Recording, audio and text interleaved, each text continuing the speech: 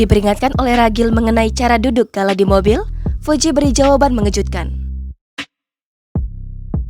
Sosok Fuji akhirnya bereaksi usai mendapatkan teguran dari Ragil Mahardika terkait posisi duduk Galaski yang dipangku oleh Fuji saat di mobil. Diketahui, saat itu Fuji tengah membuat video TikTok dengan keponakannya, Galaski, dengan memangku Gala tanpa memakai sabuk pengaman.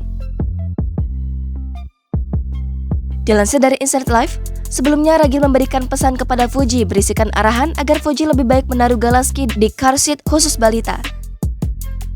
Tak lama dari situ, Fuji lantas memberikan jawabannya, Senin, 14 Februari 2022. Fuji lantas mengucapkan terima kasih, karena telah diingatkan untuk berhati-hati saat membawa Gala di dalam mobil. Diketahui sebelumnya, jika Galaski pernah mengalami kecelakaan mobil bersama Vanessa Angel dan Bibi Andriansyah di Tol Jombang kilometer 672 Jawa Timur pada 4 November 2021. Gala menjadi korban selamat bersama sopir dan pengasuhnya, sementara kedua orang tuanya meninggal dunia.